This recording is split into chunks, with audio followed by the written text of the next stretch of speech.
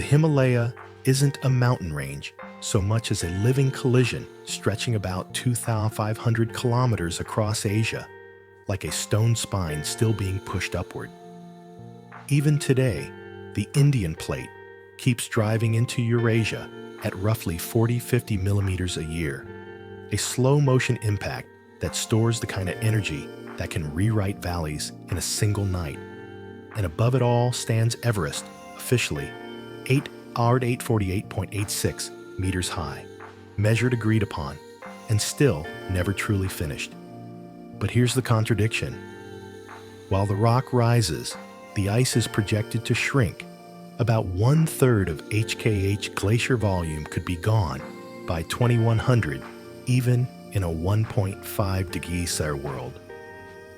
So what does it mean to call a place eternal when it's changing under every breath?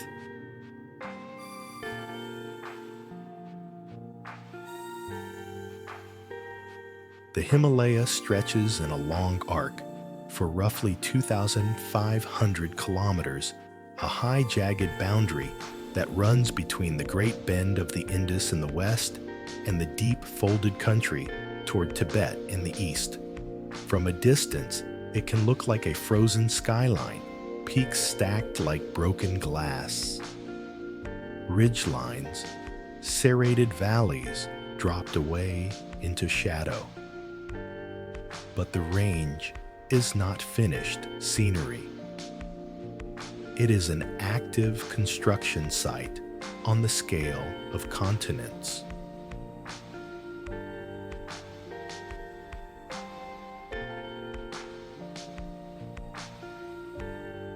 The engine is collision.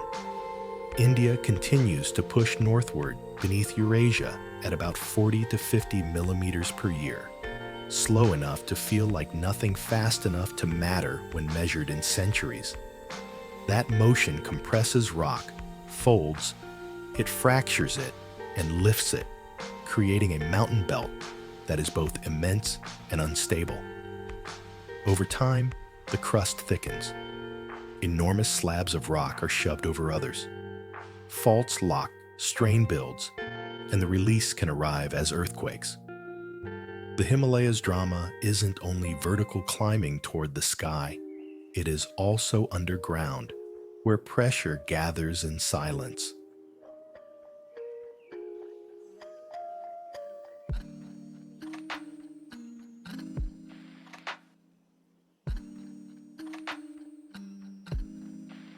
The geography that emerges from this violence is a sequence of barriers and basins. There are outer foothills that rise like the first wave of a storm, then higher ridges that feel like locked gates, then the Great Wall of Snow, peaks where the air thins and the landscape sharpens into bare rock, ice, and wind. The range itself spans a belt that can be 250 kilometers thick, a wide zone where the Earth's crust has been rearranged rather than a single clean line on a map. And within that belt, the Himalaya is never uniform. Some sections gather peaks into tight clusters. Other stretches open into broad valleys where villages cling to terraces and the river becomes the main road.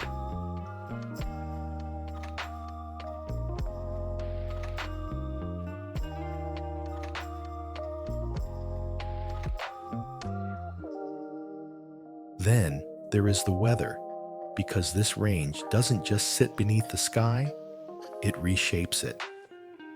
The Himalaya forces air to rise cool and release moisture on one side while creating drier, colder zones beyond the crest. It is one reason the South Asian monsoon meets a wall and the Tibetan Plateau feels like another planet even when it's just a few ridgelines away. The same ridge that shelters a hidden valley can also trap storms, turning a footpath into a river of mud in a single night.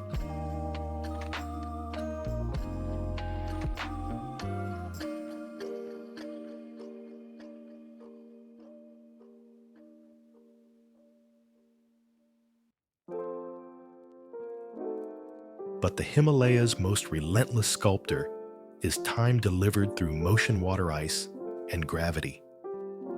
Rivers cut into the uplifted land, and the land tries to rise again. Glaciers grind rock into powder and carry it down valley like a slow, heavy conveyor belt.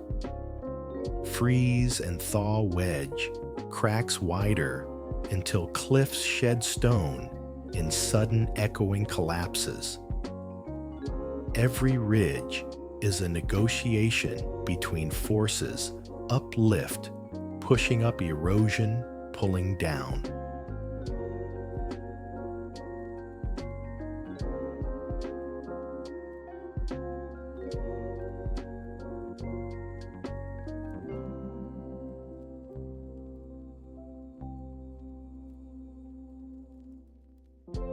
In many places, the landscape looks as if it was carved with a blade. Steep walls, knife-edge arêtes, hanging valleys, and river gorges that feel too narrow for something so powerful to pass through. The deeper the valley, the more it reveals the Himalaya's secret layered rock, once buried, now exposed and twisted into folds like draped fabric. This is what a young mountain range can look like, raw, unfinished, still adjusting.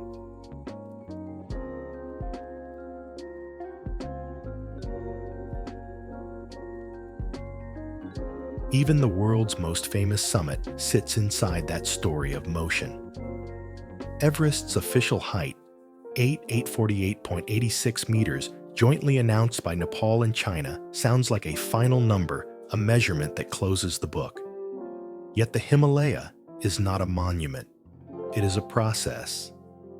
It rises in tiny increments across wide zones of deformation, while storms and rivers keep tearing at it.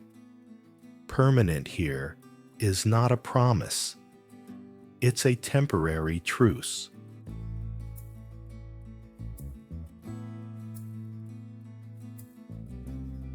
This is why the Himalaya can feel emotionally overwhelming on camera. One frame holds serenity sunlight on a snow ridge, prayer flags moving like colored breath. The next frame holds menace, fresh scars of landslides, broken moraine dams, boulders sitting where a path used to be. The range can switch moods without warning because its foundations are active and its slopes are steep.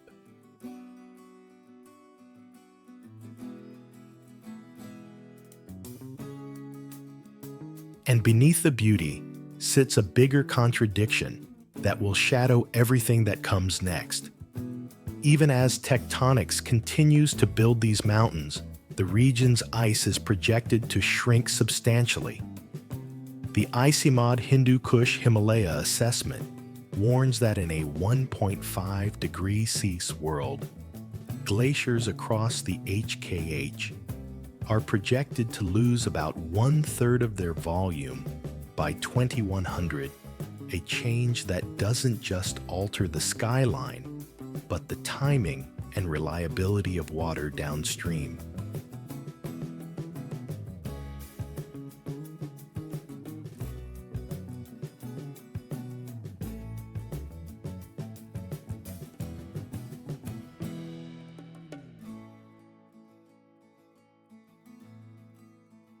So the Himalaya stands at a crossroads of clocks, a geological clock that builds slowly, and a climate clock that is accelerating.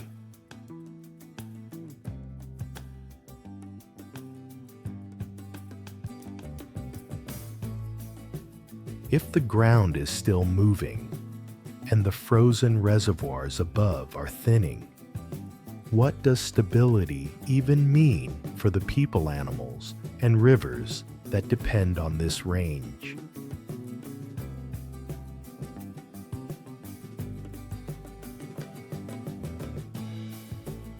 In the Himalaya, biodiversity doesn't spread out in wide, gentle fields the way it does on flatter continents. It stacks layer upon layer because altitude acts like a fast-forward button on climate. In a single day's climb, the air can shift from humid and green to sharp and thin, from birdsong to near silence. Forests that feel almost tropical in the foothills give way to temperate ridges, then to alpine meadows where the growing season is brief and every flower seems to bloom in a hurry. And finally, to a world of stone ice and wind, where life survives by becoming small, stubborn, and efficient.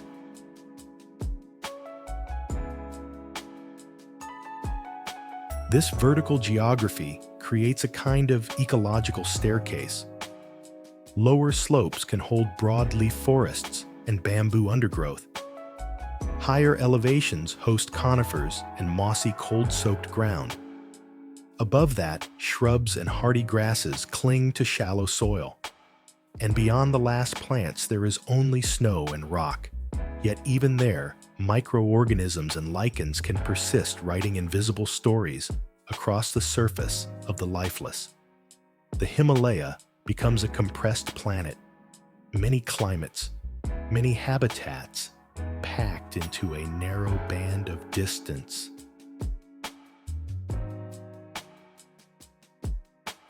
But the most important living system here may be the one that moves without pause or wings the water. The glacier and snow-covered mountains of the wider Hindu Kush Himalaya region feed multiple major river basins, including the Indus-Ganges and Brahmaputra, among others, that flow across borders and sustain communities far downstream.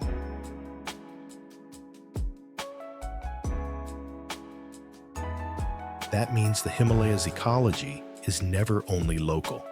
A melt season up high can shape planting schedules in valleys. A delayed snowfall can ripple into river levels far away. A warmer year can shift when water arrives, not just how much. And once water's timing changes, everything that depends on it, grass crops, wild prey, predators, people must renegotiate survival.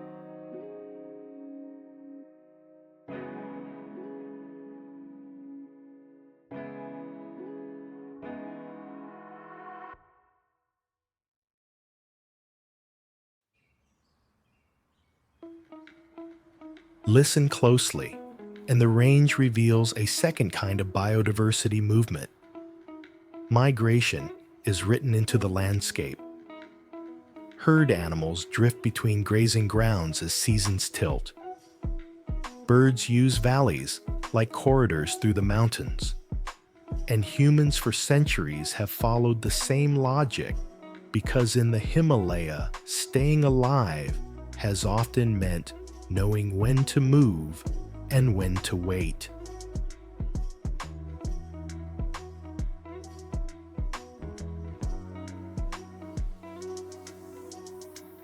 Then, there are the icon species that feel like the Himalaya's signature.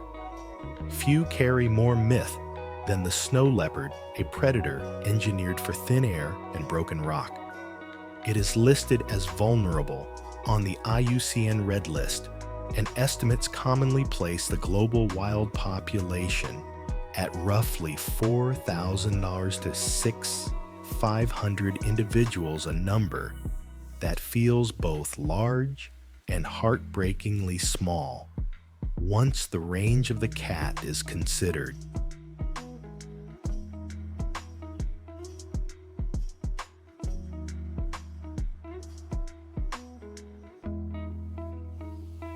In the high, cold deserts and alpine zones, the snow leopard becomes less a seen animal and more a presence tracks in fresh snow, a shadow that might be stone, a stillness that suddenly changes shape. And that invisibility is part of the danger. If an animal can disappear so perfectly, how long can its decline remain unnoticed?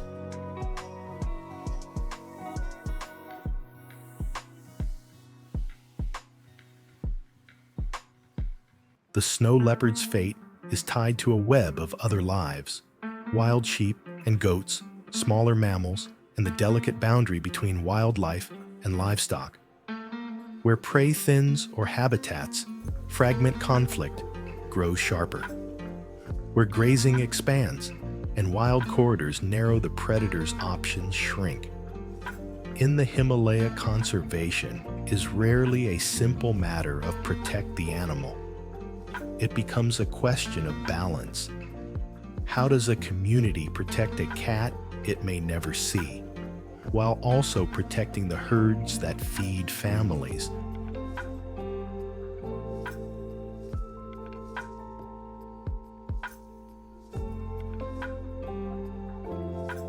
Lower down, another emblem appears, one that tells a different story about Himalayan forests. In parts of the eastern Himalaya, red pandas occupy cool, temperate forests with bamboo understory, typically across an elevation band, roughly 1,800 to 4,800 meters. And their presence is often treated as an indicator of forest health. It's a quieter kind of charisma than a great predator, soft-footed, shy, easily lost in mist. Yet it points toward the same truth. The Himalaya isn't only about extremes of height. It is also about the richness of the middle elevations, where forests hold moisture, where bamboo thickets hide small lives, where the ecosystem feels like a living sponge.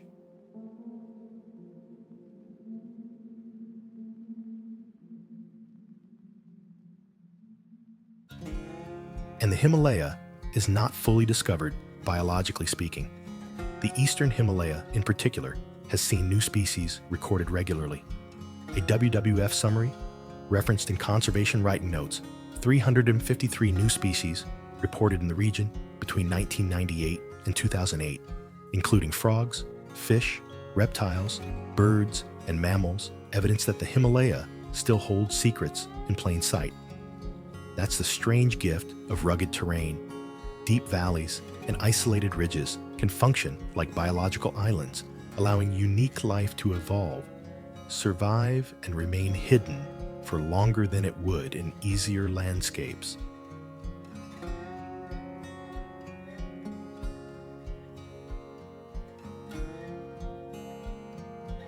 Yet even the most dramatic wildlife stories in the Himalaya are inseparable from climate and time. The same reports that describe the region's ice as globally significant also warn that warming scenarios could lead to major glacier losses over the century, meaning the storage system that feeds rivers is under pressure.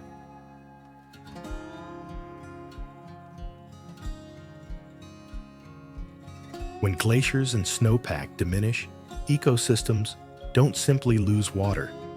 They can lose predictability.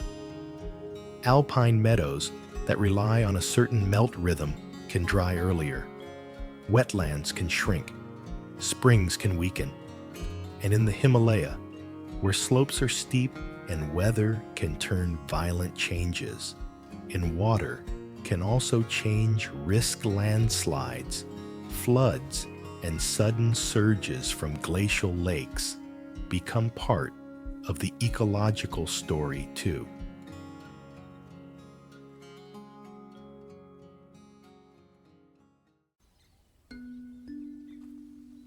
So the question becomes deeper than how many species live here. The more haunting question is what happens to a mountain ecology when the very calendar of water begins to slip.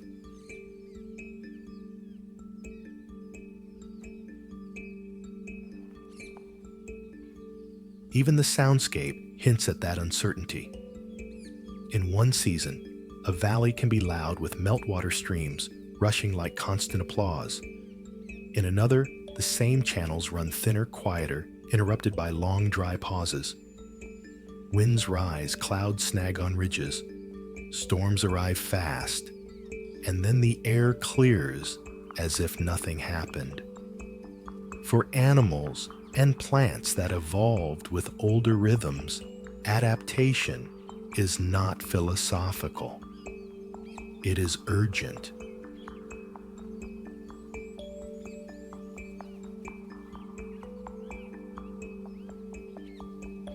This is why the Himalayas' biodiversity can feel like a lesson in fragility disguised as grandeur.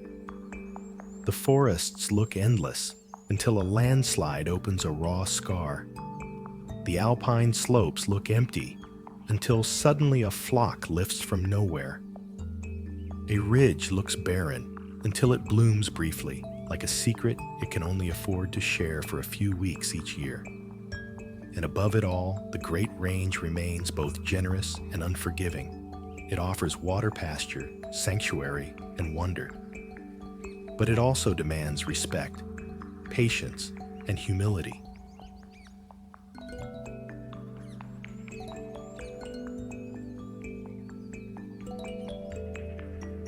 Because here life is not simply surviving in the cold. It is negotiating with the mountain itself, its altitude, its weather, its moving ground, its changing ice. And if this living staircase of habitats is the Himalaya's greatest treasure, then another question follows naturally.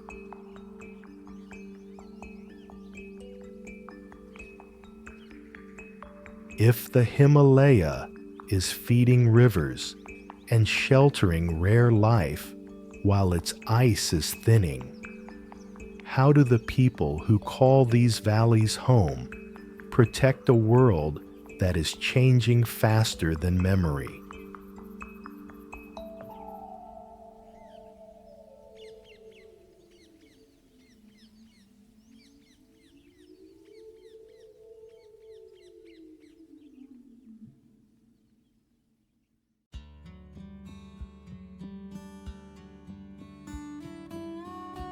In the Himalaya, home has never been a single fixed point.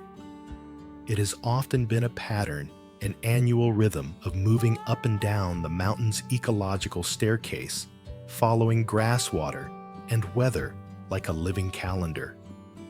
Summer pastures open high above the tree line. Winter pushes families back toward sheltered valleys. This is not romance.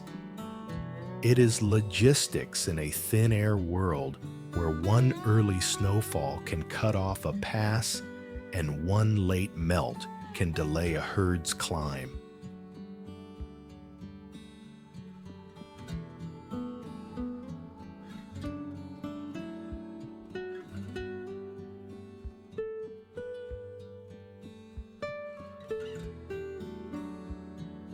Across the broader Himalayan Karakoram Hindu Kush highlands, pastoral and agro-pastoral life has long relied on livestock, and research notes that livestock can contribute roughly 20% of the 50% of total income for pastoral and agro-pastoral communities in these Asian highlands, with seasonal movements between summer and winter pasture being a common strategy.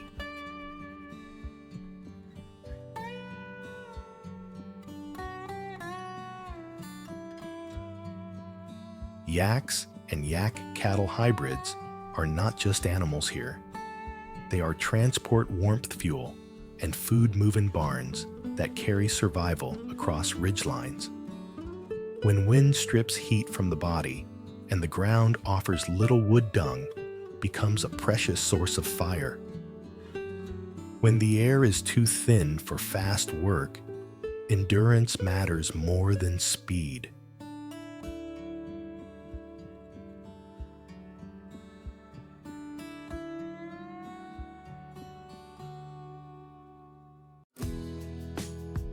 And then there are the people whose names have become almost inseparable from the world's image of Everest the Sherpa.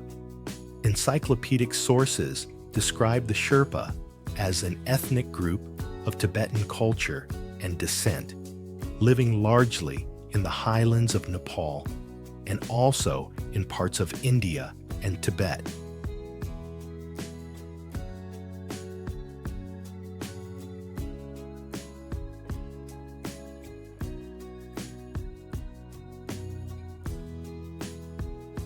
That lineage matters because it points to the Himalaya as a crossroads rather than a wall. For centuries, cultures flowed around these mountains through them, and sometimes into them, settling in valleys that outsiders once imagined as unreachable.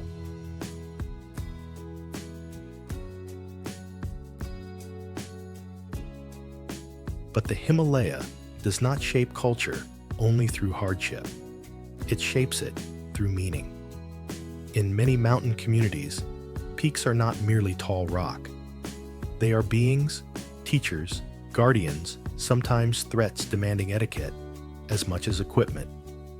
A pass is not simply a route. It is a decision point where a storm can rewrite fate. A valley is not merely shelter. It is memory, grave stories, songs and names placed in the landscape like anchors.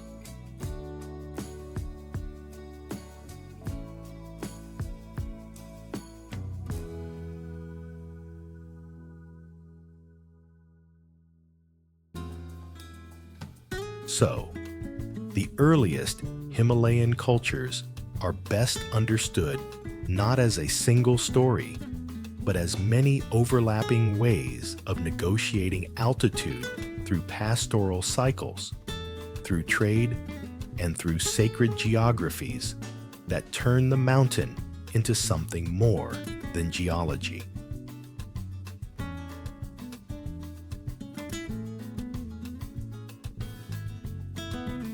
One of the clearest examples of the mountain as meaning is Mount Kailash, a peak in Tibet's Himalaya that is revered across multiple religious traditions. Encyclopedic references describe it as sacred in Hinduism, Buddhism, Jainism, and the Tibetan Bon religion, and as an important destination for pilgrimage.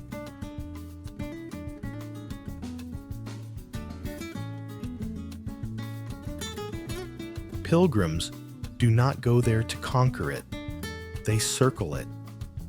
A Britannica explainer notes that pilgrims walk a ritual circumambulation known as Kora or parikrama on a route of roughly 50 kilometers, typically completed in about 3 days, with different traditions even circling in different directions. That detailed direction says everything about the Himalayas' cultural logic. The mountain is not scenery, it is law. It gives structure to belief.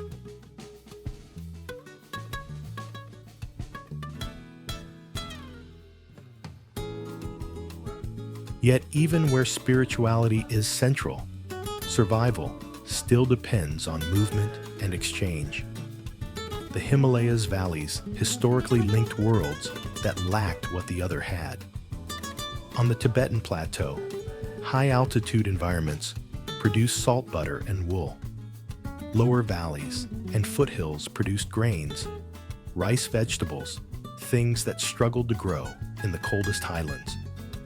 A scholarly article on Tibetan salt caravans describes how caravan exchange was aimed at trading salt and sometimes butter or wool for items that did not exist in the Tibetan highlands, including barley wheat, leather rice, and vegetables, especially in the pre-1950 period.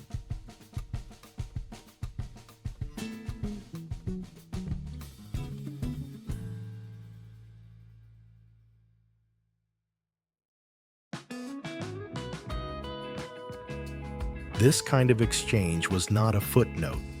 It shaped social organization, who traveled, who stayed, how communities timed journeys, how trust was built across distances that looked impossible on a map.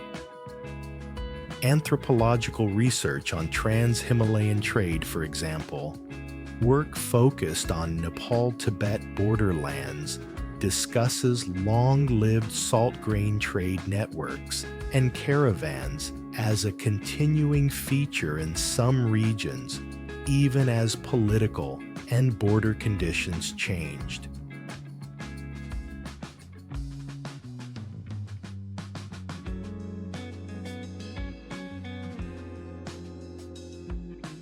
Think of what that implies in a landscape where every kilometer is vertical effort.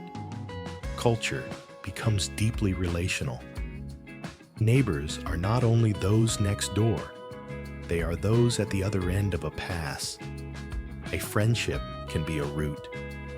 A marriage can be an alliance between valleys. A monastery can be a place of worship and a node of information. Weather trail conditions, who has arrived, who is missing.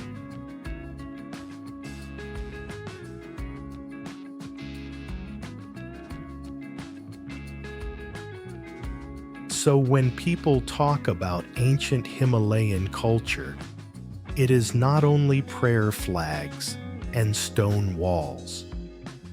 It is also this a living economy of altitude where trade and belief move along the same narrow lines in the snow.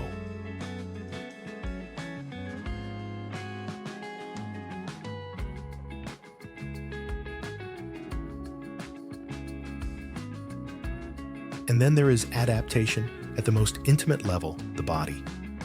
Life above 3,000 or 4,000 meters forces a slow negotiation with oxygen. Work becomes measured. Breath becomes part of planning. The landscape trains behavior. Walk steady, layer clothing. Read clouds, respect the mountain's timing. In such settings, community is not simply social, it is practical. A storm can isolate a valley. And isolation can turn dangerous quickly. Cooperation becomes a technology.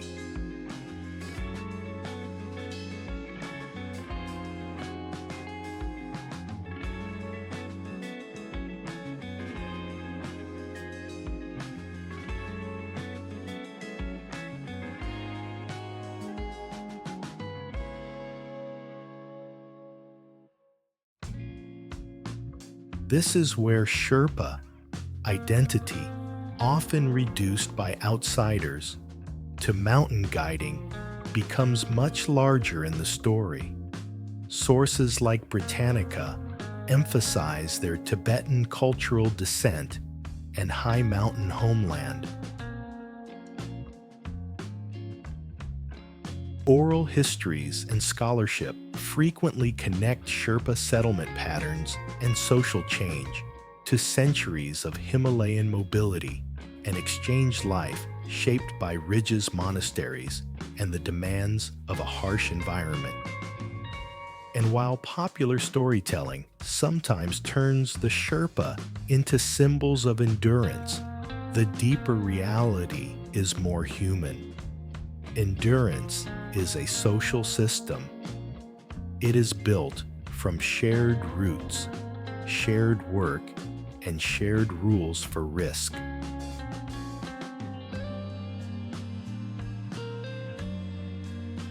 At the same time, across many Himalayan regions, yak herding and transhuman pastoralism remain culturally defining. Research in sustainability (MDPI) describes multiple ethnic groups involved in yak herding across the Asian highlands, with practices combining crop cultivation with seasonal livestock movements, again highlighting that mountain livelihoods are often mixed rather than single-track. This mixed survival approach is its own kind of wisdom. Never rely on one harvest, one route, one promise of weather.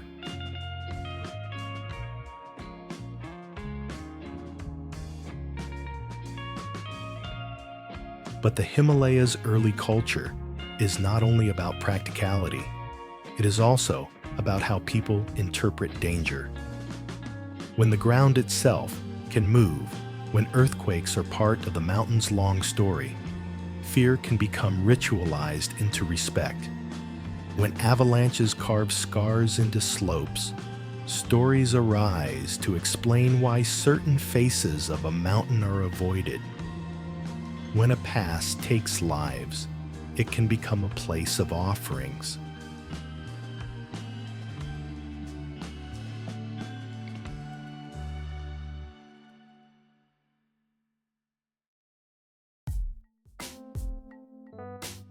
So the Himalayas' earliest cultures can be seen as a series of answers to a single impossible question.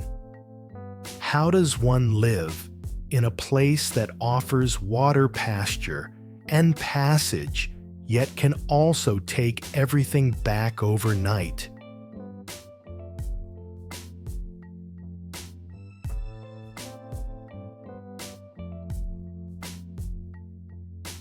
And that question naturally leads into the next chapter, because eventually the outside world arrived with new names, new maps, and new obsessions.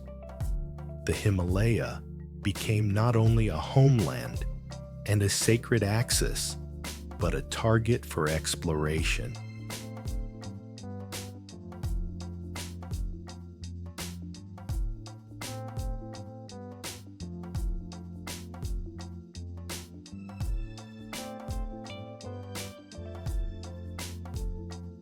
For most of human history, the Himalaya was not a destination. It was a threshold crossed by traders, pilgrims, and migrating communities who understood the passes as seasonal doors. Outsiders, however, saw something else, a blank space, on maps, a white mystery whose scale felt almost insulting to measurement. So the modern story of Himalayan exploration begins not with ropes and summit flags, but with numbers, angles, triangles, and survey lines stretched across a subcontinent.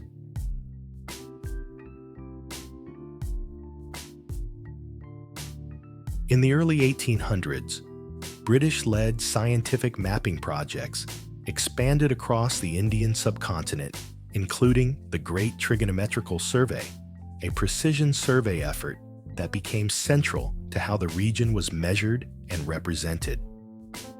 Wikipedia. This was a new kind of power to name what was previously only known by local memory, and to turn ridgelines into data. Peaks were cataloged by codes. Valleys were reduced to contour lines. The Himalaya Alive Sacred Shifting was translated into a language of distance and altitude.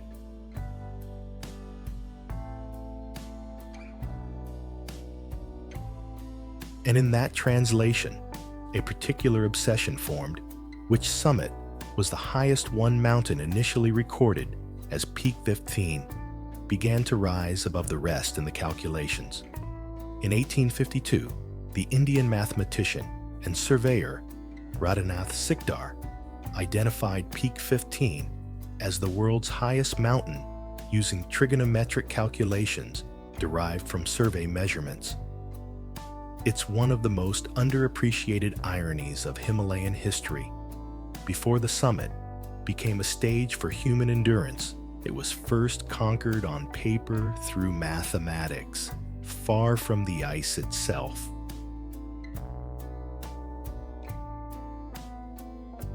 The mountain would later be known globally as Mount Everest, and today its height is officially listed as 8,848.86 meters, measured and announced jointly by Nepal and China in 2020.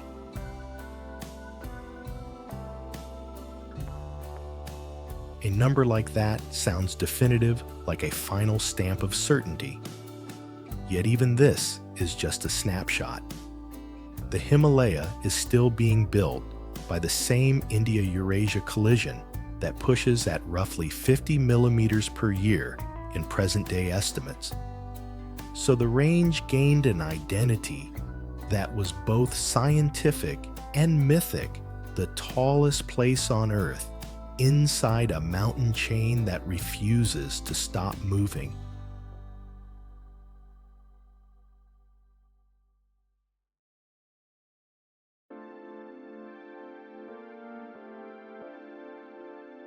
Once a place is measured, the next human impulse is often to test it.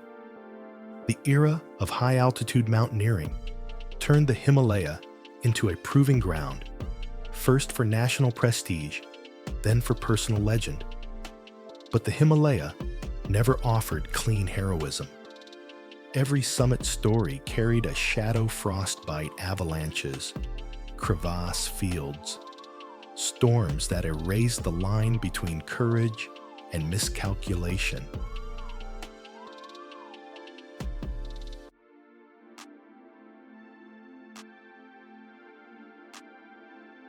A pivotal moment arrived in 1950 when a French expedition led by Maurice Herzog succeeded on Annapurna for Mayar.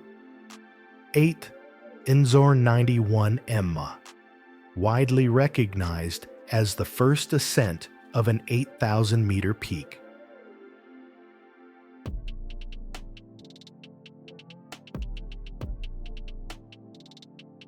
That success wasn't a neat victory lap. Accounts emphasize the brutal price paid on the descent, including severe frostbite and injuries, an early signal to the world that in the Himalaya, the summit is never the ending. Still, it changed everything. It proved that the death zone could be crossed, and it ignited a new hunger.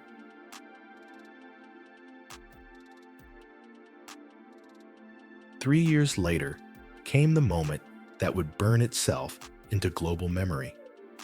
On May 29, 1953, during the British expedition, led by John Hunt, Tenzing Norgay, and Edmund Hillary, reached the summit of Everest, the first confirmed team to do so. The story carried cinematic timing reports note that the news reached London in time to be released on the morning of Queen Elizabeth II's coronation. Everest became more than a mountain. It became a symbol of human will, national identity, and the idea that nature's extremes were there to be challenged.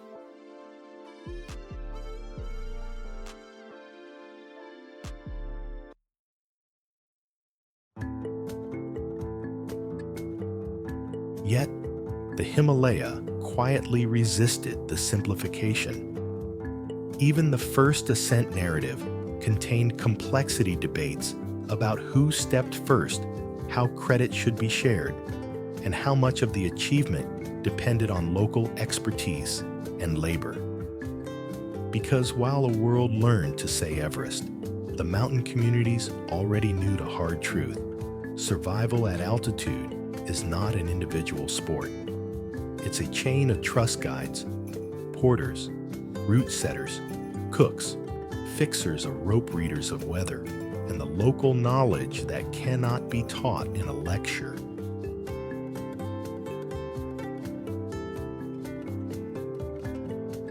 Over time, the Himalaya's exploration narrative expanded beyond summits. Expeditions brought cameras, films, and books that turned remote valleys into global images. Trekking routes evolved along ancient corridors, paths once used for trade and seasonal movement, now reimagined as trails for outsiders seeking the edge of the world. The mountain was still sacred, to many still feared by those who lived closest to it, but it was also becoming something new, a shared cultural artifact of modern life.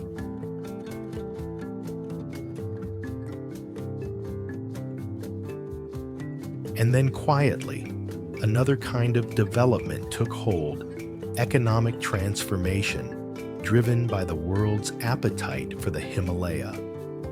As mountaineering and trekking grew, gateway towns and valley communities began to orient around seasonal arrivals.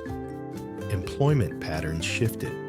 Traditional livelihoods remained, but new roles multiplied. Lodge owners, guides, gear shops, transport workers, rescue services. The mountains didn't change their rules. The air stayed thin. The storms stayed violent.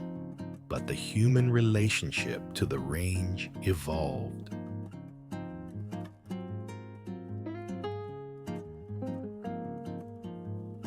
The scale of that relationship can be glimpsed in how Everest functions today.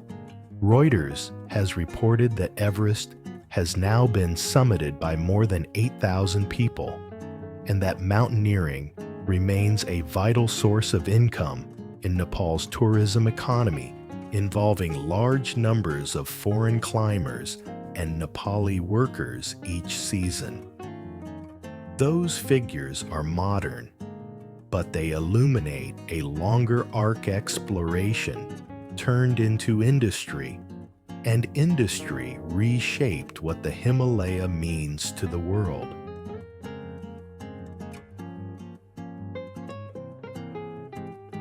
Still beneath the headlines and the statistics, the old Himalaya persists, the one that cannot be fully packaged into achievement. Even the highest summit sits inside a wider landscape where rivers begin, where glaciers store and release water, where the climate story is accelerating. The ICIMOD Hindu Kush Himalaya assessment warns that even in a 1.5-degree world, glaciers across the HKH are projected to lose about 1/3 of their volume by 2100.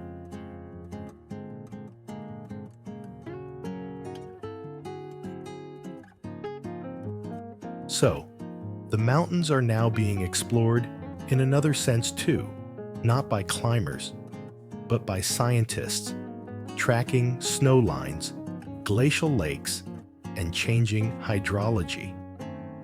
The Himalaya is no longer just a frontier of height. It is a front line of planetary change.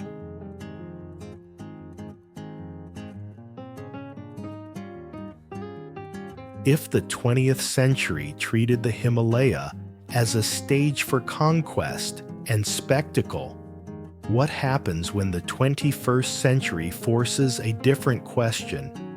One not about reaching the top, but about keeping the mountain's life support systems intact for everyone downstream.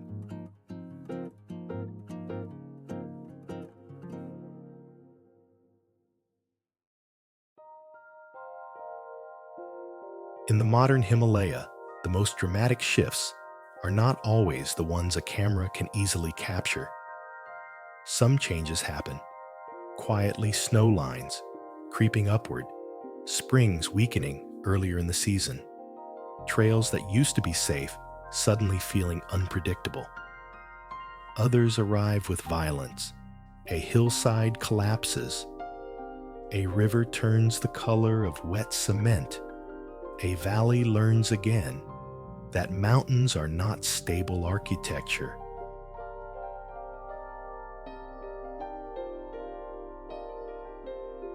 The Hindu Kush Himalaya assessment warns that even in a 1.5 degrees world, glaciers across the HKH are projected to lose about 1/3 of their volume by 2100.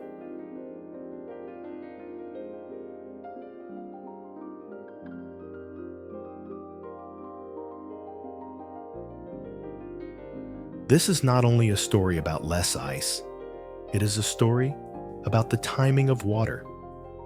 Glaciers and seasonal snow have acted like a high-altitude savings account, storing precipitation and releasing it later, often at the exact moments when valleys and downstream plains need it most.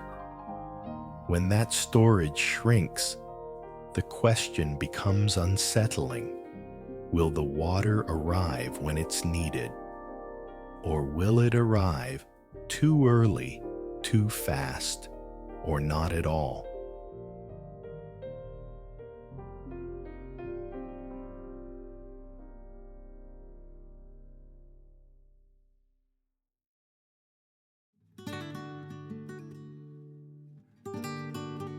And in steep terrain, water is never only a resource, it is also risk.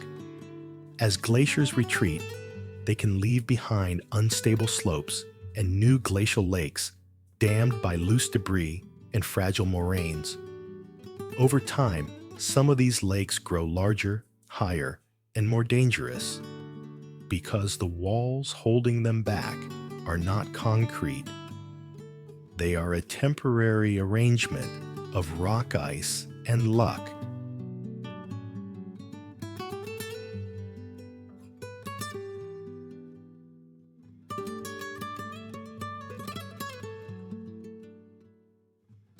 That danger stopped being abstract for the Everest region in Thames Valley.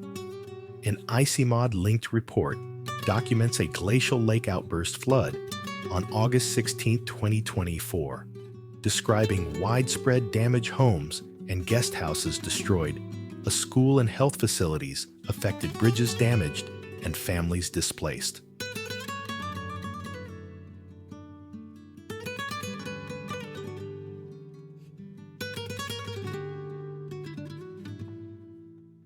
Events like this are why modern Himalayan resilience increasingly means monitoring and early warning, trying to hear the mountain before it breaks.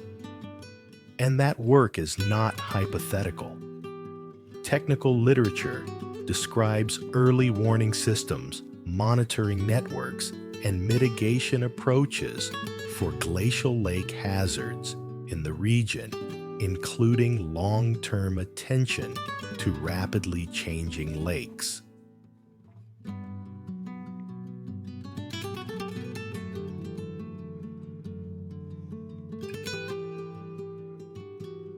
At the same time, the Himalaya is living through a cultural collision of its own sacred landscapes meeting mass tourism. The global image of Everest, its height, its symbolism, keeps pulling people in season after season. But the mountain has limits, and those limits are being negotiated in law, policy, and controversy.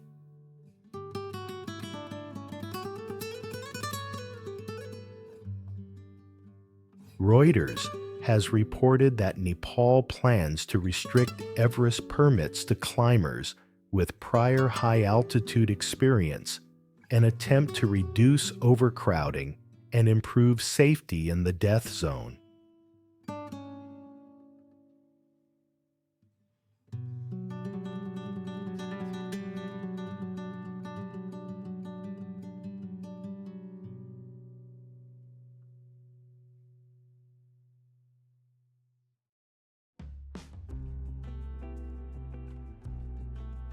That same Reuters report noted that in 2023, Nepal issued 478 permits, and overcrowding was linked to deadly outcomes that season, with multiple deaths and missing climbers. Reuters' policy is also shifting through economics.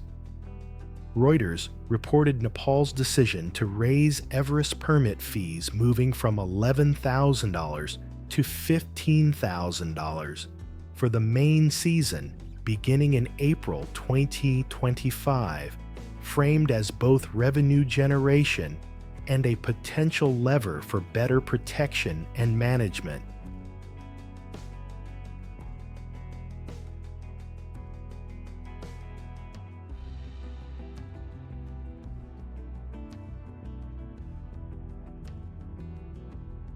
But even when rules change, the deeper question remains: what does it mean to visit a mountain that many cultures treat as holy, while the global appetite for summits turns that holiness into a product?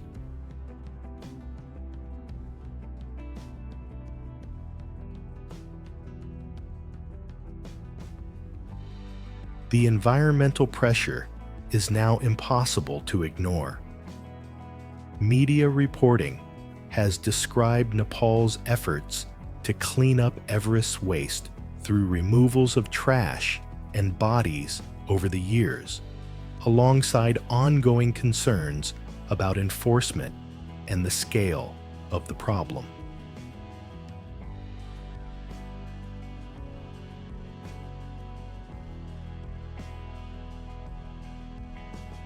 Business and news reporting around the permit fee debate has also highlighted newer measures, including requirements linked to human waste management. An unusually blunt reminder that at extreme altitude, even the most basic realities of being human become an environmental issue.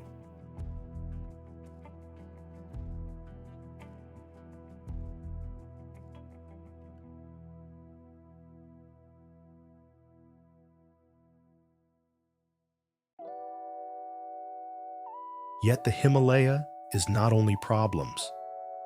It is also a living cultural world adapting in real time.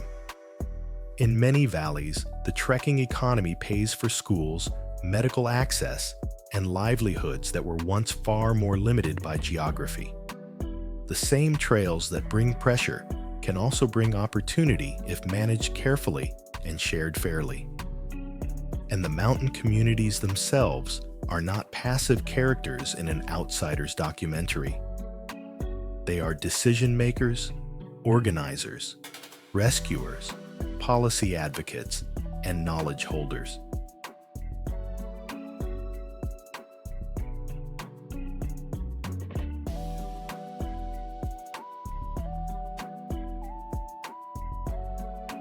Consider how the world speaks about Everest records. The headlines often focus on numbers: how many times, how fast, how high. But behind those numbers are professional lives built on responsibility. Reuters reported in 2024 that a Nepali Sherpa guide reached the summit for a record 30th time, while also noting the season's dangers when climbers went missing during descent.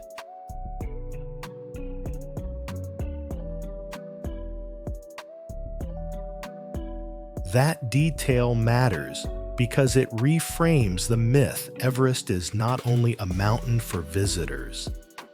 It is also a workplace one where expertise has a human cost.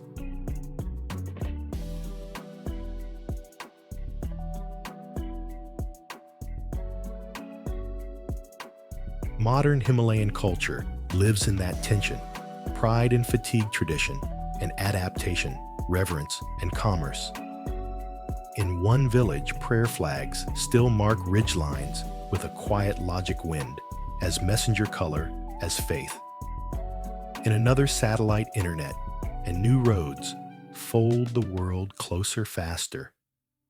Somewhere else, a community meeting debates whether a new lodge will help the valley or hollow it out. The Himalaya's present is not a simple old versus new. It is a constant balancing act.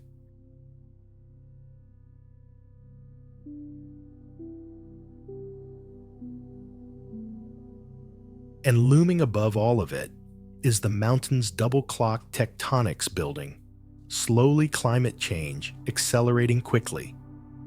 The Himalaya can absorb many kinds of human stories, but it is unforgiving when the stories deny physics.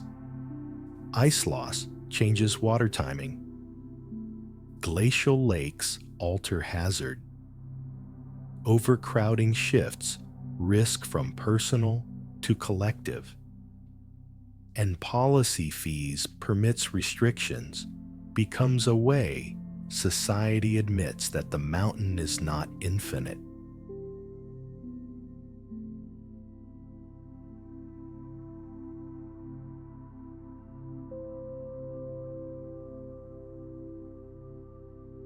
So the modern Himalaya asks a question that feels more uncomfortable than can a person reach the top. It asks, Can humans learn to be guests in a place that is both sacred and fragile before the cost of visiting becomes a permanent wound?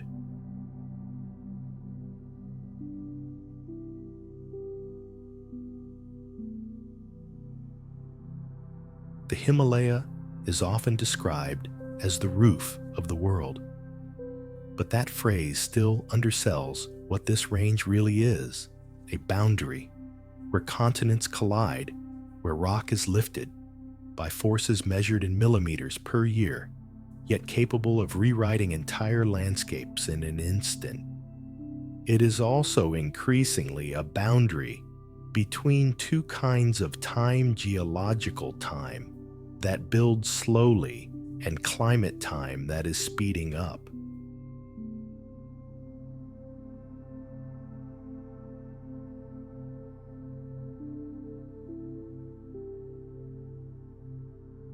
This is why the Himalaya's future cannot be reduced to summit photos and statistics.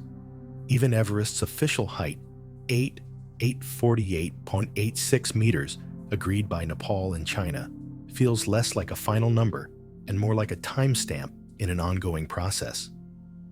Because the real story is not only at the top, it is in the valleys where water begins, where forests stack into altitude zones, where communities plan their lives around seasons that can no longer be taken for granted.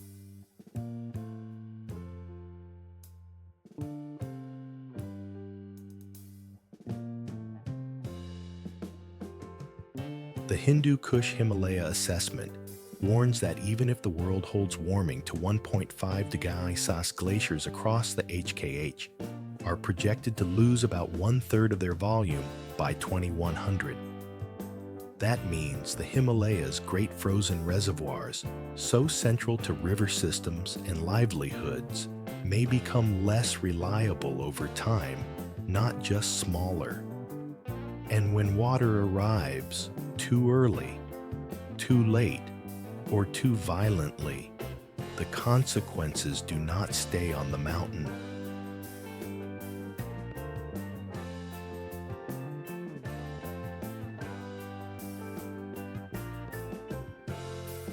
So what does responsibility look like in a place like this?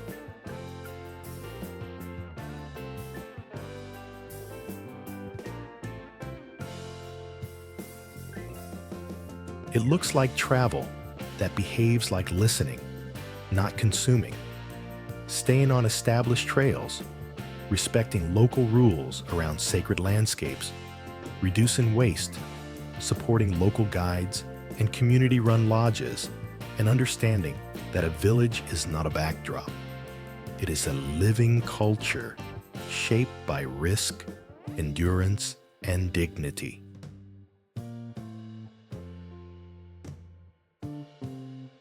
It looks like attention learning whose land this is, whose stories existed long before modern maps, and whose future will carry the cost of decisions made far away.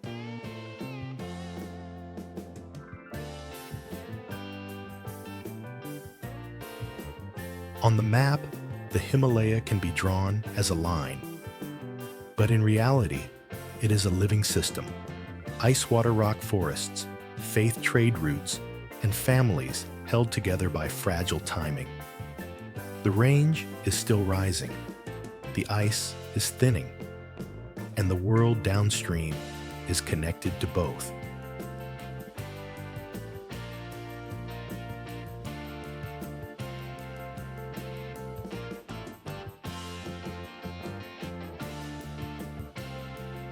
So the final question isn't how high these mountains are. It's whether humanity can treat the Himalaya not as a trophy, but as a responsibility before the most precious things it holds become memories.